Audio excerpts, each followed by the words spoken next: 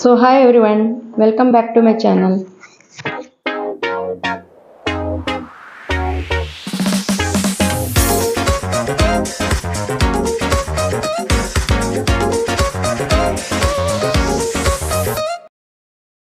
Actually இன்னைக்கு நான் ஒரு ஸ்வீட் ரெசிபியோட வந்திருக்கேன். இது புது வருஷம் 2025. So this is my first recipe of this year. Okay, அதுவும் நான் ஸ்வீட்டால் ஸ்டார்ட் பண்ணலாம்னு நினச்சேன், அதனால ஸ்வீட் பண்ண பிளான் பண்ணினேன். அதில் அந்த ரெசிபியோட பேர் வந்து கேரட் ஹல்வா. அந்த ஹல்வா வந்து ரெட் கேரட்ஸால் பண்ணால் தான் டேஸ்ட்டாக இருக்கும். நார்மலாக நம்ம கிடைக்கிற ஆரஞ்ச் கேரட்ஸால் பண்ணால் டேஸ்ட் வராது. அது இப்போ நிறையவே கிடைக்கிறது. அதுவும் Jan-Feb எண்டிங் வேறு நமக்கு அந்த ரெட் கேரட்ஸ் கிடைக்கும். ஸோ அதை பார்த்துட்டு எங்களுக்கு அது ஹல்வா பண்ணி திங்கணும்னு கொஞ்சம் மனசில் வந்தது. அதுவும் இதை ரெட் கேரட்ஸால் பார்க்கும் கலர்ஃபுல்லாக இருக்கும், பண்ணி கழிஞ்சால் அது திங்கிறதுக்கும் நல்லா டேஸ்ட்டாக இருக்கும். ஸோ அதே வீட்டில் பண்ணிவிட்டு உங்களுக்கு அதை ஷேர் பண்ணலான்னு எங்களுக்கு தோணுச்சு. நிறைய பேர் பண்ணுறாங்க, இட்ஸ் காமன். ஸோ நான் என்னோடய விதத்தில் எப்படி பண்ண போகிறேன் உங்களுக்கு அதை நான் பண்ணி காமிக்க போகிறேன். ஸோ அதுக்கு வேண்டிய இன்க்ரீடியன்ஸ் எல்லாமே நம்ம இப்போ பார்க்கலாம். லெட்ஸ் பாருங்க, கேரட் கிரேட் பண்ணி வச்சுருக்கேன் பாருங்கள். இது நான் வந்து இன்றைக்கி எடுத்திருக்கேன் 1.5 கிலோ கேரட். நான் இந்த சுகர் வந்து 350 கிராம் எடுத்திருக்கேன். உங்களுக்கு டேஸ்ட்க்கு ஏற்ற மாதிரி உங்களுக்கு கம்மியாக வேணால் நீங்கள் கம்மியாக போட்டுக்கலாம். இது வந்து மாவா சொல்லுவாங்க. இதில் வந்து ஆக்சுவலி நம்ம இது barfi instead of this barfi வரும், நம்ம ஸ்வீட் கிடைக்கல, ஸ்வீட் கடை அந்த பர்ஃபி ஆட் பண்ணிக்கலாம். ஸோ இது நான் வந்து மாவா யூஸ் பண்ணியிருக்கேன் இன்றைக்கி. இது ஒரு 1/4 கிலோ யூஸ் பண்ணியிருக்கேன். இதில் வந்து ஸ்வீட்னஸ் இல்லை, ஸோ அதனால நான் சுகர் ஜாஸ்தி எடுத்துட்டுருக்கேன். நீங்கள் பர்ஃபி யூஸ் பண்ணுறதானா நீங்கள் சுகர் கம்மியாக எடுத்துக்கணும். நெய், காஜு எல்லாம் வறுக்கிறதுக்கும் கொஞ்சம் கேரட்டில் போடுறதுக்கும் எடுத்து போகிறோம், யூஸ் பண்ண போகிறோம். நெய், ஏலக்காய் பொடி, ஆஸ் யூஷுவல் ட்ரை ஃப்ரூட்ஸ், அது நீங்கள் உங்கள் இஷ்டம் என்ன ஒன்று எடுத்துக்கலாம். நான் காஜு, கிஸ்மிஸ், பாதாம், பிஸ்தா எல்லாம் எடுத்துருக்கேன். இன்னும் பால், நான் ஒரு 1/2 லிட்டர் பால் விட போகிறேன். ஸோ இதான் நம்ம இன்க்ரீடியன்ட்ஸ்.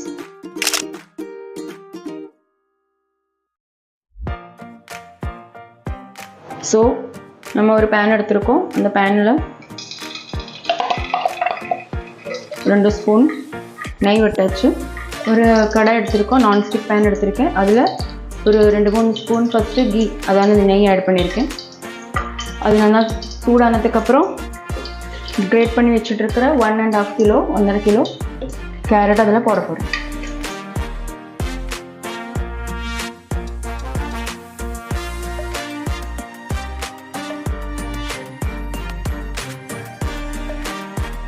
நம்ம ஒரு மீடியம் ஃப்ளேம்லேயோ லோ ஃப்ளேம்லேயோ வச்சுக்கணும். இந்த கேரட்டை நல்லா ஒரு 10 மினிட்ஸ் இந்த நெய்யில் ஃப்ரை பண்ணணும். அப்போ தான் ஹல்வாவில் ஒரு டேஸ்ட் வரும்.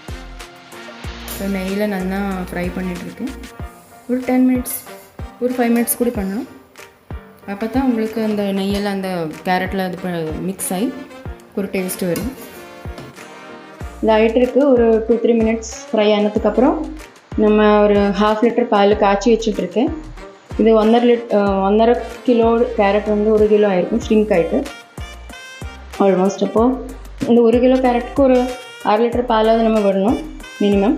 என்ன தான் அது நல்லா வேகும் அந்த கேரட். இல்லைன்னா ரொம்ப வெந்தாலும் நல்லா இருக்காது, ரொம்ப அந்த கடக்காக இருந்தாலும் நல்லா இருக்காது. அதில் பாலில் தான் அது வேகணும். ஸோ 1/2 லிட்டர் எப்படி நீங்கள் எடுக்கணும். ஓகே, ஸோ 2-3 மினிட்ஸ் கூட நான் வைக்க போகிறேன் லோ ஃப்ளேமில். ஸோ அது வேறு நான் உங்களுக்கு ஒரு ஸ்டோரி சொல்கிறேன். என்னோடய சைல்ட்ஹுட் டேஸில், அதாவது நான் ஸ்கூலில் இருந்தேன் ஒரு 7th 8th அந்த டைமில், 9th அந்த டைமில். அப்போது எனக்கு கேரட் ஹல்வா பிடிச்ச கதை என்னத்தினால பிடிச்சது. அப்போ என்னோடய ஒரு ஃப்ரெண்டு, பெஸ்ட் ஃப்ரெண்டு, நாங்கள் ஒரு குரூப் இருந்தோம், 5-6 கேர்ள்ஸ். அதுலேருந்து ஒரு பொண்ணு, அவள் ஒரு நாளைக்கு டப்பாவில் கொண்டு வந்திருந்தான் கேரட் ஹல்வா. அப்போ நாங்களாம் ஜாஸ்தி பண்ண மாட்டோம், நாங்கள் வீட்டிலலாம் மகாராஷ்டிரன்ஸ் தான் ஆல்மோஸ்ட் இது பண்ணுவாங்க. ஸோ அவ்வளோ டப்பாலேருந்து நான் எடுத்து தின்னிருந்தேன், எல்லாருக்கும் ஷேர் பண்ணுறத நானும் தின்னேன். அப்போ எனக்கு அது ரொம்ப பிடிச்சி போயிடுது.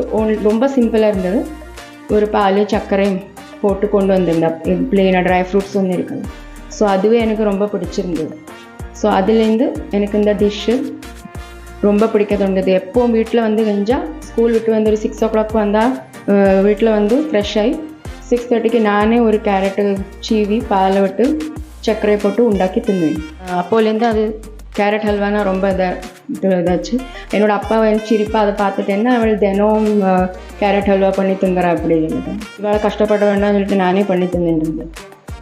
ஸோ அந்த மாதிரி எனக்கு எப்போவுமே வருஷத்தில் இருக்க அந்த சீசன் அதுவும் ரெட் கேரட்ஸ் பார்த்தாலே எனக்கு ஃபீல் ஆகும் ஹல்வா பண்ணி திங்கணும். ஸோ அதனால் எல்லா வருஷமும் நான் பண்ணுறது தான். ஸோ இந்த வருஷம் உங்களுக்கு ரெசிப்பியில் நான் அப்லோட் பண்ண போகிறேன். ஆக்சுவலி நான் வந்து இப்போ ஒரு ஸ்பைசியான டிஷ் எதாவது பண்ணுறோன்னு பிளானில் இருந்தேன். இந்த வருஷத்தோட ஃபர்ஸ்ட் ரெசிபி ஆனதுனால கொஞ்சம் ஸ்வீட்டில் ஆரம்பிக்கலாம், ஸ்டார்ட் பண்ணலாம்னு சொல்லிட்டு இது பிளான் பண்ணி இந்த டிஷ்ஷு. இப்படி வேகிறத விட பாலில் வச்சு நீங்கள் கொஞ்சம் க்ளோஸ் பண்ணி வைக்கணும் ஒரு 10 மினிட்ஸ். அப்புறமா வந்து ஒரு 10 மினிட்ஸ்க்கு அப்புறம் நீங்கள் ஓப்பனாக வச்சா கூட பரவாயில்ல. பின்ன அந்த பால் நல்லா ட்ரை ஆகணும், அந்த லிக்விடாக இருக்கிற கொஞ்சம். பின்ன அந்த கேரட்டோட அந்த ஜூஸ் எல்லாம் கொஞ்சம் மிக்ஸ் ஆகும் எல்லாமே. அந்த டைமில் நீங்கள் ஓப்பனாக வச்சுட்டு ஸோ நம்ம இப்போ பாலில் ஆட் பண்ணிக்கலாம். நீங்கள் பார்த்துட்டு ஆட் பண்ணலாம், உங்களுக்கு எப்படி வேணுமோ அப்படி. 1/2 லிட்டர் நான் காய்ச்சி வச்சுட்ருக்கேன். இது போட்டிங்கன்னா கொஞ்சம் கலர் கொஞ்சம் டல் ஆகும். பின்ன நீங்கள் சுகர் ஆட் பண்ணிட்டீங்கன்னா அந்த ரெட்னஸ் வந்துடும். ஓகே,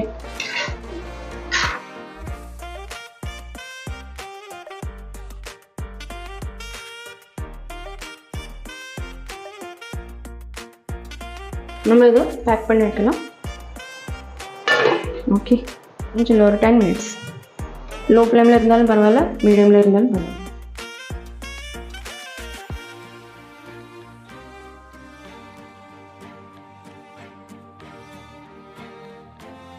டென் மினிட்ஸ் ஆயிடுச்சு, ஆல்மோஸ்ட் 15 மினிட்ஸ் ஆயிடுச்சு. நான் இந்த பிளேட்டை ஓப்பன் பண்ணி பார்த்தேன், நல்லா ஸ்மாஷ் ஆகிருக்கு. இப்போ அந்த கேரட்டோட ஜூஸ் எல்லாம் கொஞ்சம் வெளியில் வந்திருக்கு.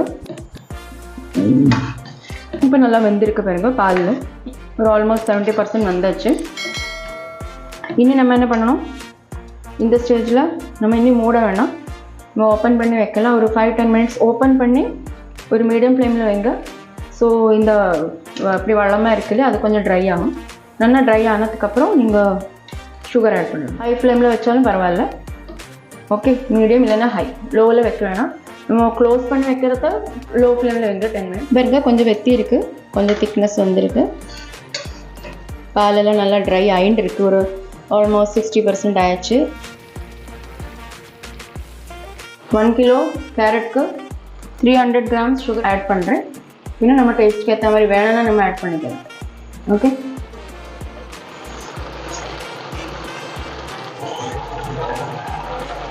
கேரட்டில் அந்த கொஞ்சம் ஸ்வீட்னஸ் இருக்கும். ஸோ சுகரும் அதுமா சேர்ந்து ஓவர் ஸ்வீட் வேண்டாம். ஸோ ஹல்வா கேரட் ஹல்வாக்கு மீடியம் ஸ்வீட் தான் நல்லது. நம்ம பாயசம் மாதிரி ஓவர் ஸ்வீட் வேணாம், அதில் இது கம்மியாக இருக்கக்கூடாது. நம்ம ஏலக்காய் பொடி ஆட் பண்ணிக்கணும்,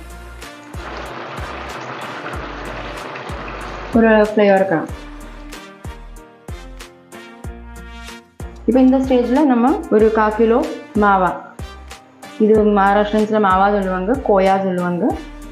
ஓகே, இதுக்கு பிறகு நீங்கள் அந்த பர்ஃபி போடலாம், ஸ்வீட் பர்ஃபி வரும்போது அது பேடா மாதிரி அந்த ஸ்வீட் ஸ்கொயரில் அதுவும் போடலாம். அதில் ஸ்வீட் இருக்கும் ஆல்ரெடி, கொஞ்சம் கூட ஆட் பண்ணிட்டேன், இன்னும் கம்மியாக இருக்குது.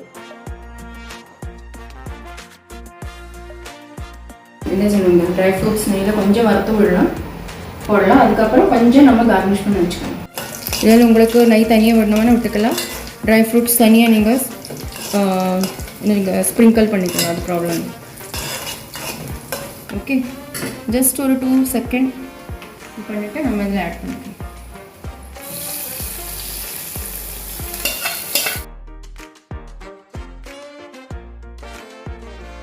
இது மீடியமாக நீங்கள் நெய் விட்டால் போதும், ரொம்ப ஓவராக நீங்கள் நெய்யெலாம் விட வேணும்.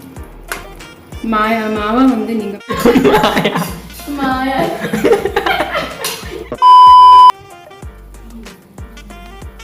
ஓகே, இப்போ நம்ம ஹல்வா ரெடி.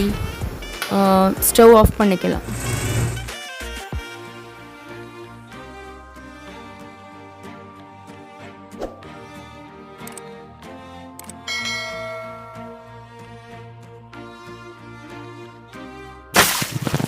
நம்ம கேரட் ஹல்வா, அதாவது காஜர் கா ஹல்வா ரெடி. இதை பாருங்கள், சர்விங் பவுலில் மாற்றியாச்சு. கொஞ்சம் ட்ரை ஃப்ரூட்ஸ் எல்லாம் கார்னிஷ் பண்ணியிருக்கோம். ஸோ கலர்ஃபுல்லாக இருக்குது பார்க்க. இது ரெட் கேரட்னால கலர் இவ்வளோ நல்லா ரெட்டிஷாக இருக்குது. அதில் ட்ரை ஃப்ரூட்ஸ் வேறு ஆட் பண்ணியிருக்கோம். ஸோ இப்போ இதை வந்து நம்ம டேஸ்ட் பண்ணி பார்க்கலாம்.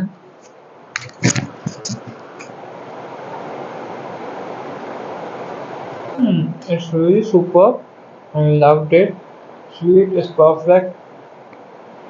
And the மாவோட டேஸ்ட்டாக இருக்கட்டும், the flavor, carrot flavor, அதனோட sweetness, everything is perfect. It's a very colorful sweet dish. I loved it. So it's really superb. நல்லா இருக்கா ஸ்வீட்? ரொம்ப நல்லா இருக்கு. ஸோ அதுதான் எனக்கு ரொம்ப பிடிச்சது. இப்போ ராகுலுக்கு பிடிச்சாச்சு, ஹல்வா டேஸ்ட் நல்லா இருக்குது சொல்லியாச்சு. ஸோ நம்பரே நல்லா இருக்கும்னு. அப்போ நம்பர்ல ஒன்றுமே இல்லை. It's really good.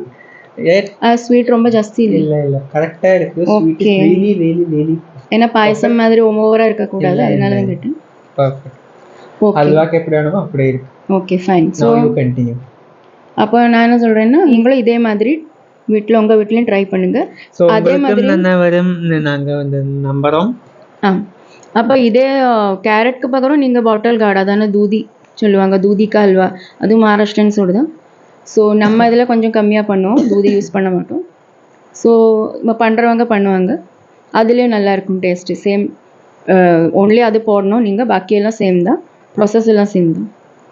ஸோ அதுவும் பண்ணலாம். இதே மாதிரி நீங்களும் உங்கள் வீட்டில் ட்ரை பண்ணுங்கள்.